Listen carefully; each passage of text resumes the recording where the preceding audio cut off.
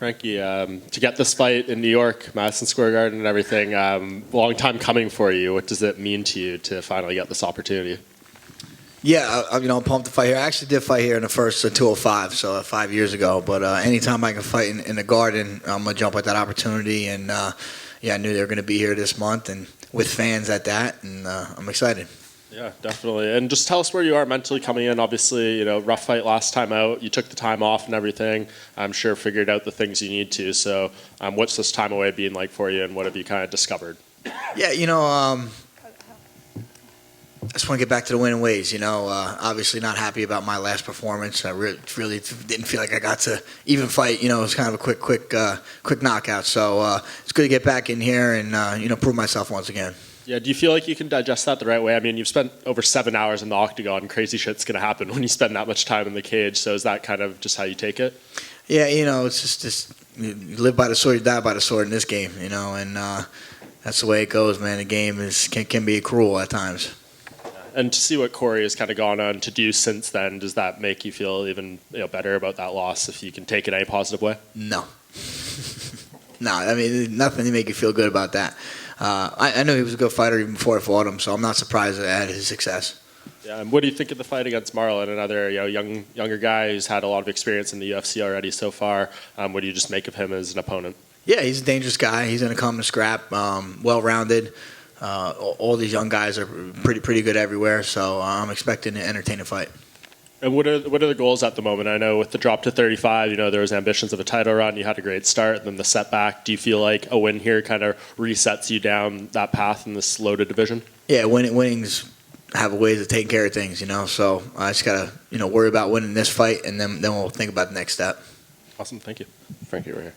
We just spoke to Marlon earlier, and he said earlier in his career he felt he wasn't UFC caliber himself, and he felt lost. And he said what sets him apart is he survived that and is still in the UFC. So I don't know how aware you were of Marlon in his early career, but do you see that overarching massive improvements from early Marlon to what he is now? Yeah, I mean, time in this game and fighting this competition in the UFC, if you're still here, you've gotten better. It's just inevitable. So, yeah, I've been here for quite a long time myself, so I know what it is. And, I've had some ups and downs, and, it just makes you a little bit more resilient. Frankie, to your left over here. To your left. Just looking at your career, obviously you've been there, done that, been a champion, fought so many great guys. Out of everybody, who would you say maybe stands out the most as the toughest opponent you've had? Oh, that's tough to say. I think I fought who's who in a couple weight classes.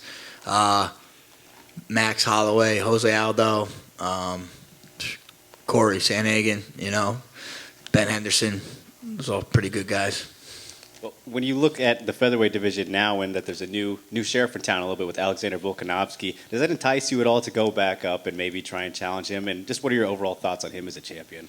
Yeah, I think he's a phenomenal champion. He's that last fight, too, was very impressive against Ortega. And obviously to get a win over Max Holloway is definitely a feather in his cap. And I'm not worried about going anywhere right now. I'm just worried about, Saturday night.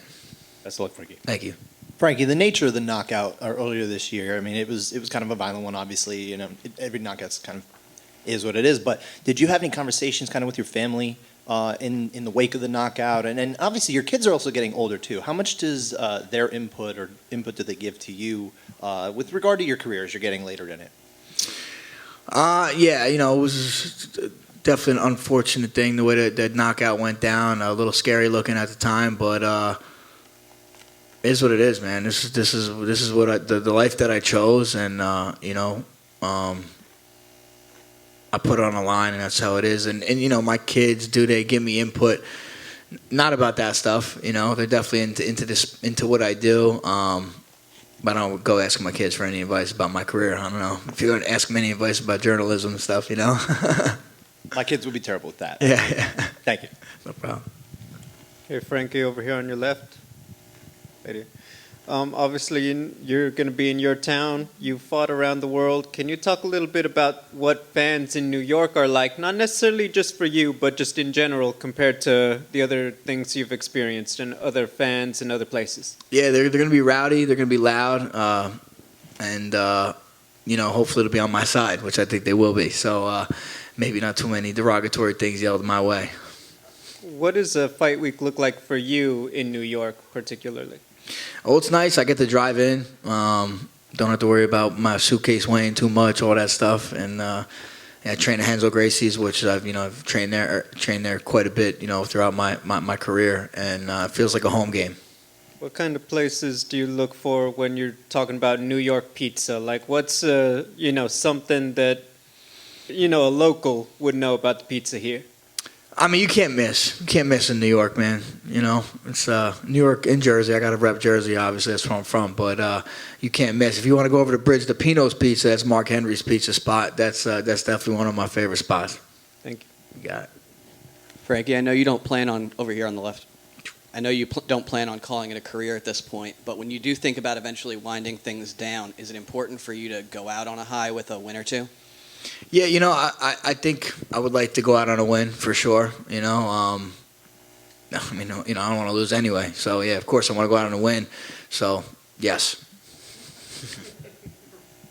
On your right. You had talked earlier about, learning a little bit from the knockouts and having some other things. Generally, as fighters get older and get more experience in the game, they get better defensively than they do offensively. They've learned a few more things. Is there been changes over the past couple of years trying to learn extra new wrinkles into your game defensively to try and avoid some of the things that have happened, or just, keep on going and just write them off as, things happen? Yeah, I always go to look at previous fights and try to see what I could change to make me better, especially defense. I mean, no one wants to get knocked out, like that. But, definitely be looking to avoid those jumping knees for sure. Greetings from Ecuador. Chito talks about finish you before the third round. What's your plan to avoid it? Just stay on him. Put him on defense. That's the best way. He's never been finished. It's a challenge for you?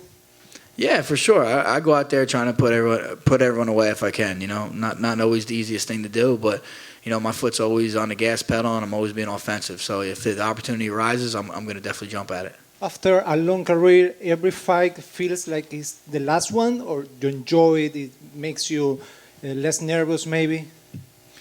So repeat that again. If at this point in your career, a long career, it feels like every fight maybe could be the last one? I'm going to be fighting on my deathbed. Thank you. Thank you. Frankie, just one more. I'm curious, at the top of this card, we have 2 championship rematches. You've been in that scenario a lot, both on the winning end and the losing end, trying to come back and hold it again.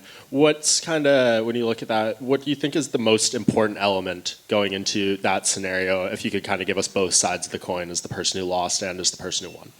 I think if you're coming in as the winner, you got to just believe that you're going to repeat what you did. You got to believe that you belong to be the champion, and I think if you're coming off a loss, you gotta believe that you're gonna make the changes that you're gonna learn from the previous fight and make the changes you need to accomplish that goal. You support BJ Penn's run for governor of Hawaii? Yeah, why not? Let's go. One of our own, leading the state. Yeah, that's cool. Thank you. Frankie, over here on your right. You've obviously been through so much in your career, achieved so much, became champion. Now it seems like you're in the twilight of your career.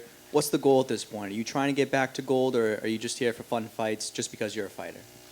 I don't know. It's tough, man. I think all fights are fun, but achieving the gold is always the goal, and that's probably the most fun. So, if I could, I think you need to have that, that pinnacle at the top of your list. That's kind of what I've gotten into this sport for, is to be the best, and that's always been my mindset. But yeah, I'm enjoying the process as I go.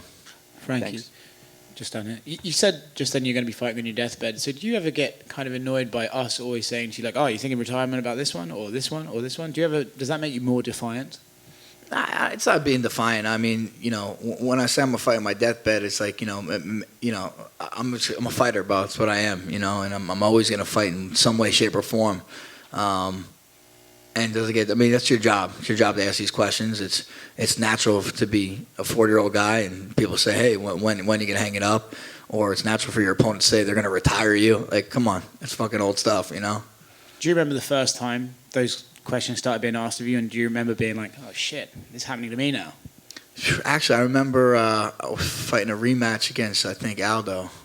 I was 30, and Max Kellerman was like, "This could be the end." I'm like, "The end, bro? What's this guy talking about?" So yeah, that was a little weird to hear at 30 years old. Wow, that's Kellerman.